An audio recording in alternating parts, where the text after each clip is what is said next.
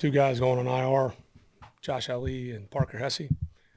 And so we added Frankie Darby, probably why I went over to my team meeting. Seeing Frankie was like 3 shots of espresso. Got me going. It's good to have Frankie back. And then Ely signed back. Been with us briefly in 2021. Been in Buffalo. Some interior depth. So those are the 2 moves that have been made in the last 24 hours. Don't anticipate anybody right now coming off IR. We haven't used any of those 8 spots yet. So don't anticipate anybody certainly not this week. Who is the second depth? I'll butcher his last name. Oh, Ely. Big Ely. UCLA. I don't want to butcher his last name. okay. Yeah, I'm saying do that weekly on the podcast. Yeah, try to stay off that. Yeah, Coach. So, where y'all at, and kind of moving forward, and Yeah. before we get ready for the Houston. Yeah, game? that's the thing about this league. As you know, D-Led, you've been covering this a long time. You better objectively look at any issues that have come up, what needs to be fixed, whether you win or lose, and it comes quick. You got to flip for the next game and get ready for a good opponent. Every week in the NFL, there's different challenges. So we've got a good young team coming in here that's won 2 in a row, that have been able to jump up and get a lead the last 2 weeks, and they're playing with a lot of energy and a lot of confidence. So it'll be a great challenge for us. We're excited about being back at home. And since you said you're going to move forward with Desmond, are there some things that you all have discovered that, hey, we're going to do more of this, less of that, and just There's always that. I mean, the first thing at any time, look, you lose 2 in a row and things happen like that, like we talked about Monday. The easy thing is to jerk the wheel, and we don't have a culture of victimhood and blaming. You got to objectively look at what the issues are. You got to take accountability. Hey, this is not what we want. But you got to, first thing is identify what are the issues, what's causing things to start slow, not to where we want, and then say objectively, okay, what is doing well, what's going well. So there's a lot to take away from it. They're 2 completely different situations that have caused us issues. The results are the same, so you can look at it that way, but you can actually look at, hey, something that we needed to fix in Detroit. Okay, thought we handled that issue better last week regardless of the result, but then the other issues came up, and it obviously wasn't what we wanted. Then you look at the second half, and what you have to identify is, can you handle any adversity? Because there's not going to be, they look at the history of this league and look at some great quarterbacks. They've had some games where they've turned the ball over. Okay, what's causing the turnover? What happened? Okay, how do you fix that? And that's, like I said, what you want to see is what we saw in the second half. But again, it was too little, too late. But I thought there was some pretty good quarterback play and some good throws made. And unfortunately, you get down and you're playing every possession, and we don't convert on 4th and 3 to get it to a 1-possession game, and that's the way it went. But that's our own fault. Credit to Jacksonville, but that's on us. So, but that's what you're looking at, D-Led. What was the issue? How do you fix it? That's our job. And so even when you win sometimes, it may look on the outside that, hey, you've got everything figured out, but there may be some things that you need to. That's the journey of the NFL, and that's the hardest part, to keep perspective and being objective, because we're 4 weeks into it. Yep. No, you're good. Are there things that maybe you've identified in your game scripts early on that They've been different, Mike. They've been different. I mean, look, you convert the first 3rd down, you get a drive going, looks pretty good. What you want to look at, are you open? Are you, what schematically? So there's a lot to take into it. Obviously, the easiest thing is say, hey, look, the result wasn't good enough. But they're all different. The way we've gone about it's been different. So, yeah, so maybe sometimes you may overthink it in the way you try to maybe collaborate, or you're doing this, or you're looking at this. Yeah, that's your job to look at it every week. But a lot of times it's not some magic script. You may have a play you love, and they may make a play on the ball, or you may miss something up front. You may have a guy wide open, or maybe nobody was. There's a lot of factors. Obviously, the result's not what you want, but it's not just like this is the only issue. So that's the challenge. And but you have the right mindset. Like I said, you're not in a culture of victimhood or blame. you can look at yourself first, and then you can look what's really an issue, what can be improved, what can't. When I asked about Kyle Monday, you said that some things are coming along well, some things have been a Sure. long journey. How much of maybe Kyle getting back to where he was is physical versus mental at this point? It's probably a better question from him. I mean, I can tell you what I objectively see, but I've got a lot of confidence in him. I think there's been some, sometimes you can run a great route and the ball may go the other way. I think one of the better routes he's run was a conversion we had down in the red zone to Hodge. Again, the first down, take it, it's there. I mean, those are things that happen. There's other ones where, hey, look, that's what, got the right guy, you look at it, here's what I can do better. But so you're seeing things that obviously are progress, and the ball may not find him there. Or you see other things that, hey, look, we got to do this better, or whatever it is. Like that's the give and take.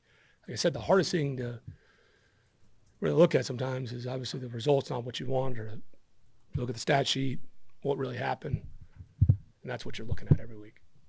Slow starts are obviously nothing new to teams. They happen. Happen, yeah. Again. So how can you work on it in practice, or what can you do to kind of prevent that from continuing? Yeah, I mean, again, some of it's situationally, Mike, you asked a question of the script. I think D-Led, you may ask me this last week.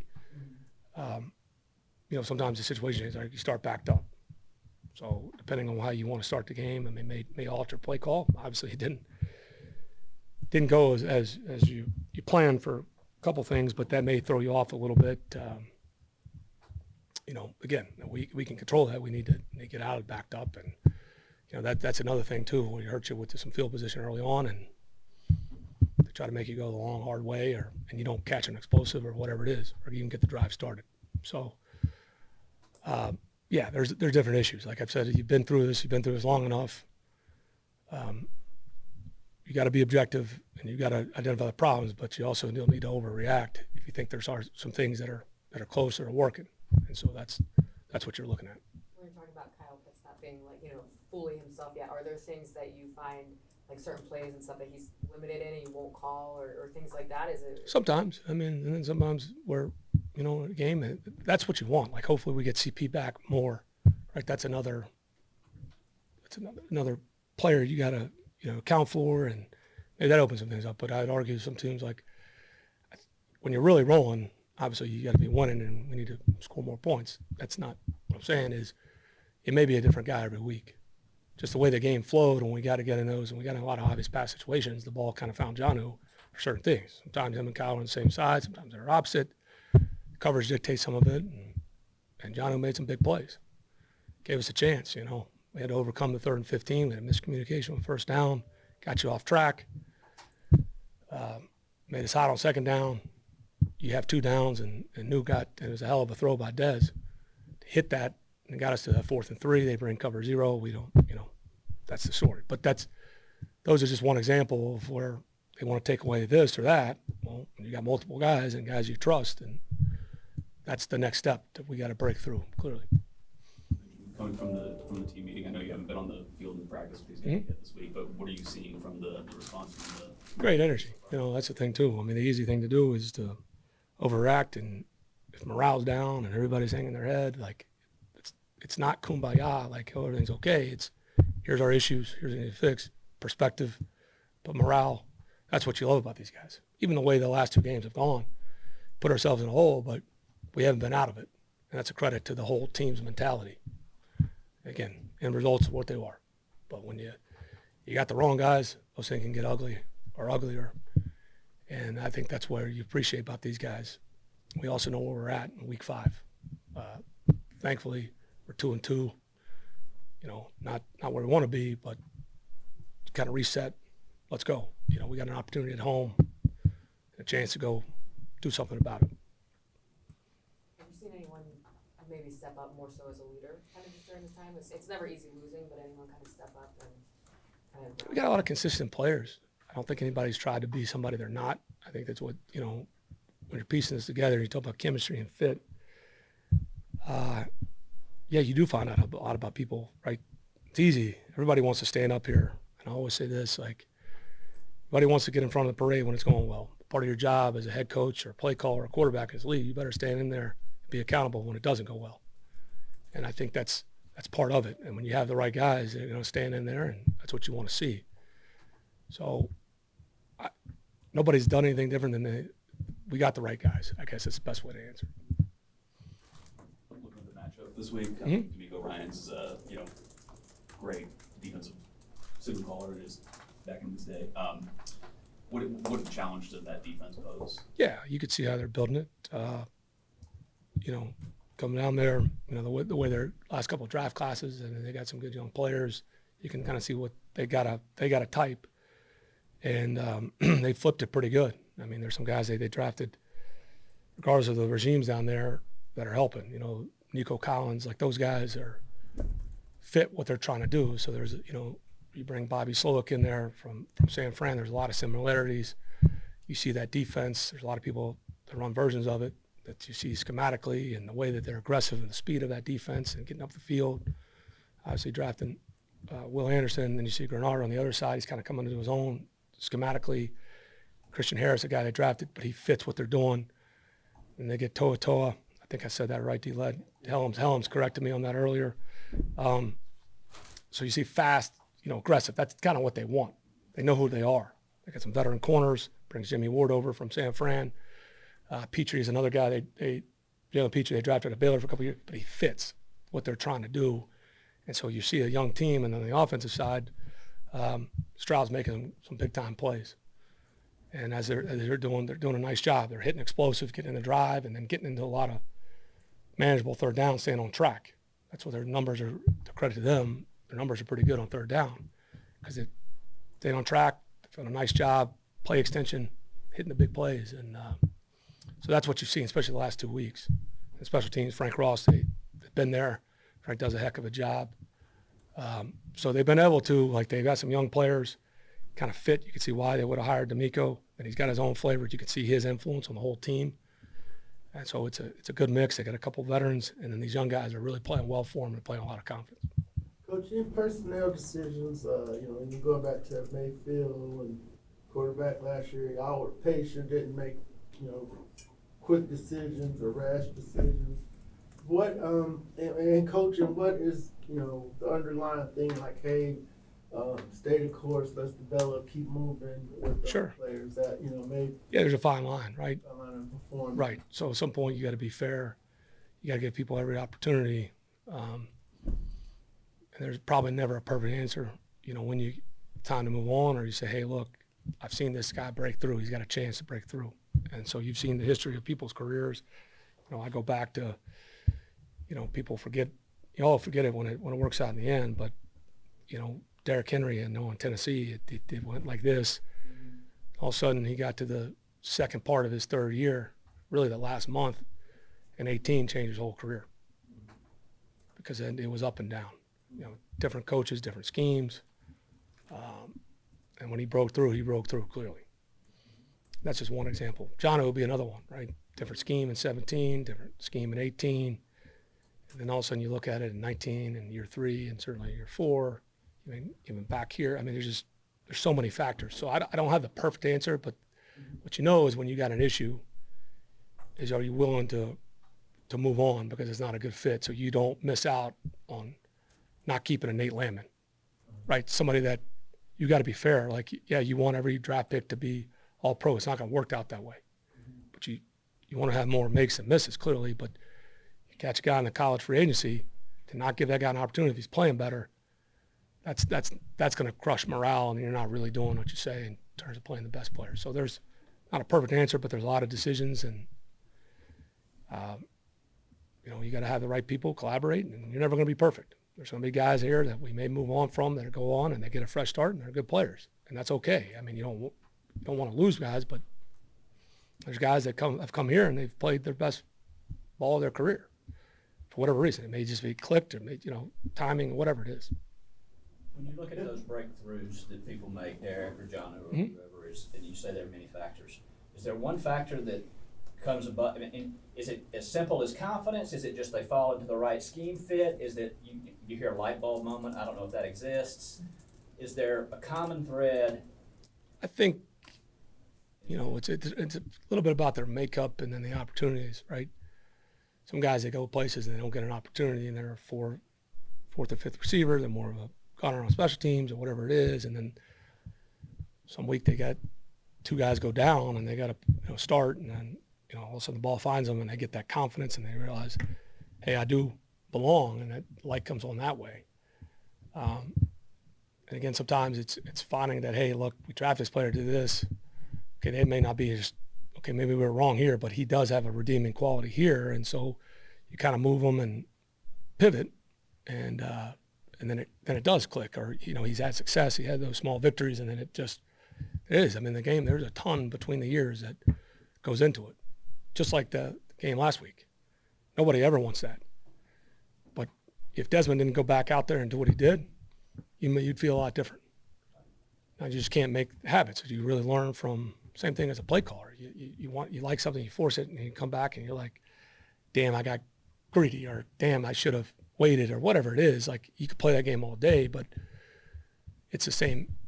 Do you really have that mindset to say, hey, look, I learned from this, I moved on? So there's a lot that goes into it, Josh. It's a good question. Coach, How do you balance hope, like you talk about hope, or that 'Cause you have small evidence. things to see? Well, some of it's not Hope hope. versus tangible, or like maybe the smaller things versus something you see that's more tangible in a larger sense. Well, I think you got to have evidence, Yeah. right? I mean, you guys, the worst thing that people you can come up here and do is what your eyes tell you. So if I came in there and tried to all of a sudden say it was all rosy in the first half, it's not being negative. It's just, look, we're all there. But I think you go objectively look at the second half, and you can say, hey, look, okay, yeah, obviously it wasn't what we needed, what we wanted, but I think the worst thing you can do is try to sell you on some snake oil vaporware. But you got to have evidence of it. And sometimes it is the small victories, and say, hey, look, history's there. And then it goes back to what Josh is asking. At what point do you say, hey, we need to change things up? Or that's with anything, scheme, player, position. So that's kind of what goes into it. So that's just the truth. And it's like, I don't claim to have all the answers, but I'm going to answer it truthfully as I can to you guys. But the worst thing you can do is get up here and everybody in there sees what they see. And maybe it's something you may not know behind the scenes, but that's what you want to see. You got to have evidence of it, because otherwise you're just wishing and hoping. Is that, I mean, I guess, does it get to a point where I have to see the evidence more clearly, or you have to, you do what I'm saying, where it's like the small victories you need to see larger victories? Well, I mean, like I said, if they were going to, again, I'm not comparing one player to the other, but go back and look at Peyton Manning's first 16 starts. I mean, you can take the flip side. We play this game all day. What about this? But there's some things that go on that, again, there's obviously something that gave Indy pause. I mean, you go to those freezing cold takes. I think there was an article, they lose in New England, I think in 2004, and I think it said, it's time to move on from Manning. I think Peyton got the last laugh. But again, that's extreme, but I'm just saying, like, not a perfect answer, but if it's broken, something's broken beyond repair at anything you're doing, when's the time to, but the overreaction is the easy thing to do. Is it fair to say, though, then, that, I mean, you were asking a lot about moving Desmond, not moving Desmond, like, that you want to stick with him no matter what, just kind of see what he has this season, or if there was a glaring, you're on it, we won't do hypotheticals, but if there was a glaring issue, you would still make the call, or do you just want to see him throughout the season, just see what you have? I think you look at everything week to week to predict the future. I mean, you never know what's going down the road. I mean, you try to have predictable behaviors and things you see, but you've always got to be able to pivot. I mean, I think whether you were sitting there and you were playing with a 10-time All-Pro and the guy struggles for 5 games, okay, is he going to get out of it, or is it over? So as in any kind of leadership position, or certainly as a coach, I mean, you got to always evaluate that. So it's a young player and old player. I mean, that'd be the same thing too. Just because a guy, like I said, unfortunately, Father Time catches up with everybody. So I've seen it on the other end too, where you may hang on too long. So that's going to come up year to year, weekly, and that's what you constantly have to evaluate.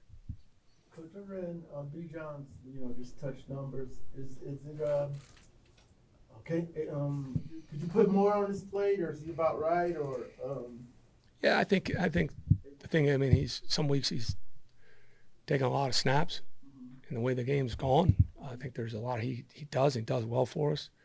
But I think sometimes when you have some short drives early, it doesn't allow you to get in a rhythm with other players. And yeah, if a guy's, like I said, if a guy's making a lot of plays, sometimes it's a play caller. It's hard not to try to force the ball, but you got to understand the big picture and everything goes with it. But I know this, like Tyler, it's going to look a lot better when everybody's involved and you're getting longer drives and getting more plays and scoring more points. So it doesn't fall down and you're not in a lot of 2-minute situations. How much Stroud, again, expected him, how much did you observe him last year, and how do you feel he's making this transition? A lot. You know, I think it's your job. You got to know what's whether you're going to draft a player or not. There's a lot of great players who come out every year. I think it's your job understanding the league and knowing that regardless, we're going to play a lot of these young quarterbacks, and you just never know, right? But CJ, he's got a special characteristic, and thankfully, we'll see how his career goes, but I'd be betting on him. He's not in good thing he's in the AFC South, because I think the guy's got something to him. I thought that going out, and everybody in Atlanta saw it in that national semifinal. So sometimes, you get a soft spot for somebody who gets kicked by, a lot of whatever narratives that are ridiculous.